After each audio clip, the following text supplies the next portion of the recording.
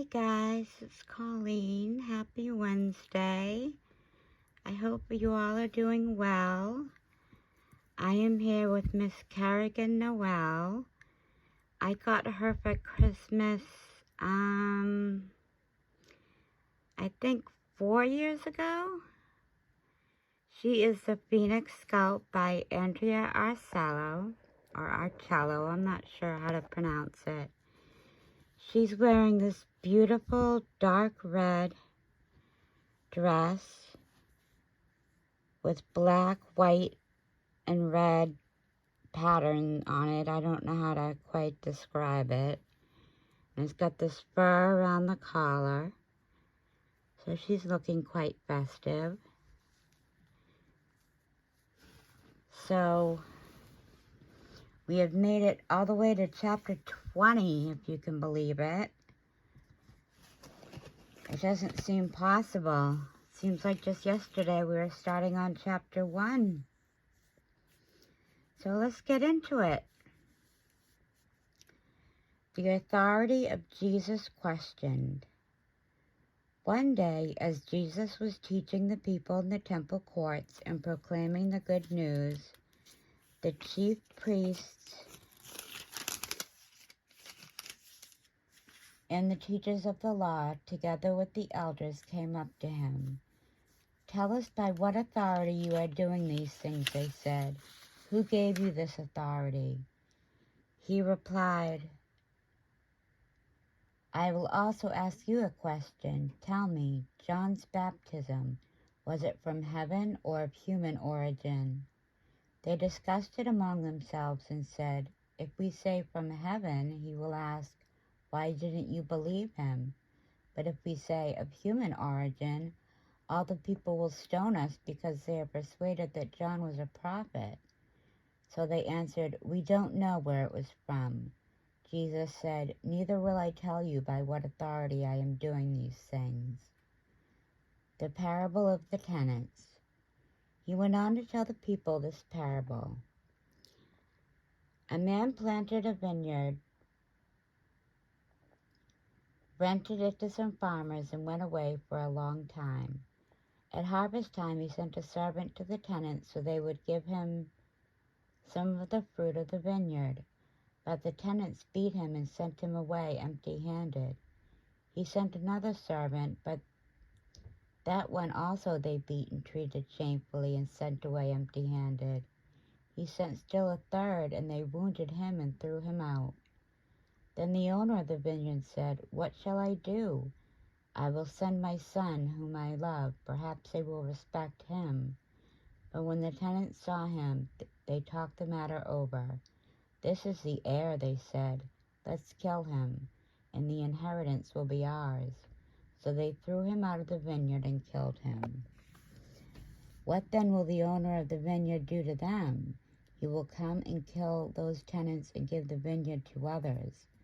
When the people heard this, they said, "God forbid." Jesus looked directly at them and asked, "Then what is the meaning of that which is written? 'The stone the builders rejected has become the cornerstone. Everyone who falls on that stone will be broke to pieces. Anyone on whom it falls will be crushed.'"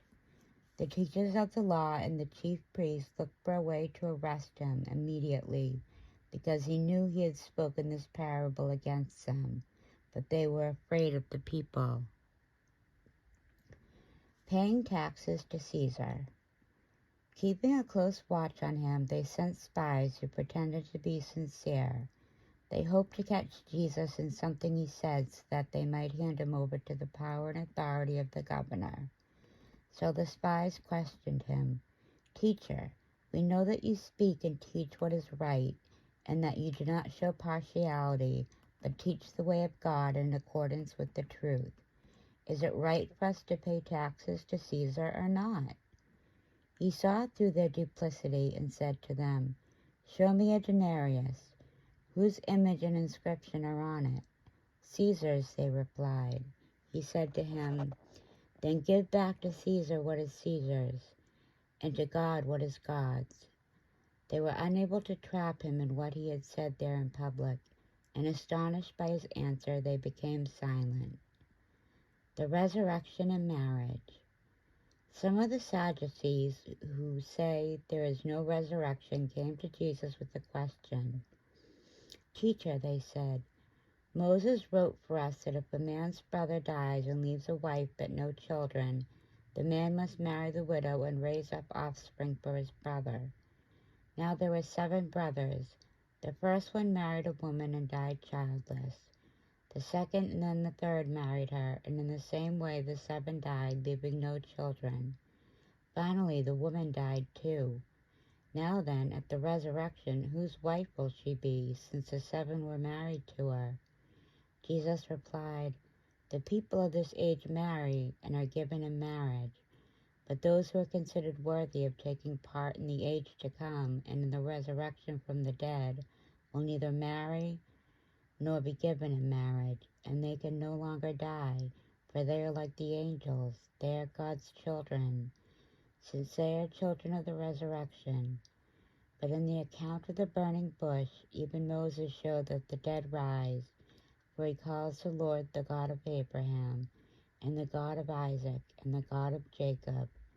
He is not the God of the dead, but of the living, for to him all are alive. Some of the teachers of the law responded, Well said, teacher, and no one dared to ask him any more questions.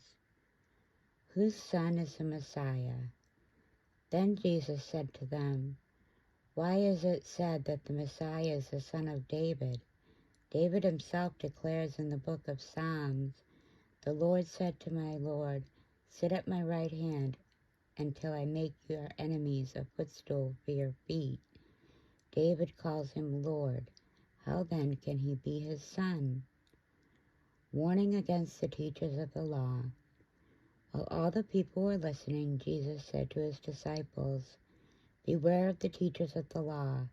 They like to walk around in flowing robes and love to be greeted with respect in the marketplaces and have the most important seats in the synagogues and the places of honor at banquets.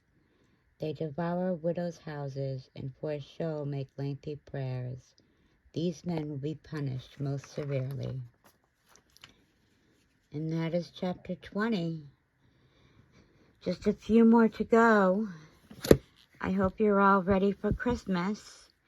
My daughter and I got everything wrapped and bagged and put under the Christmas tree. Usually we put it away and don't bring it out until Christmas Eve, but since we wrapped everything in the living room this year, we decided to just put it under the tree and leave it. So everybody in this house is excited. We're all ready for Christmas Eve. We're ready to make our cookies for Santa. And we usually end up waking up early or staying up really, really late and opening presents around 1 in the morning. So we know that there's special dolls waiting for us under the tree, and both of us can't wait to open them. So enjoy these last few days, guys, and we'll be back tomorrow with chapter 21.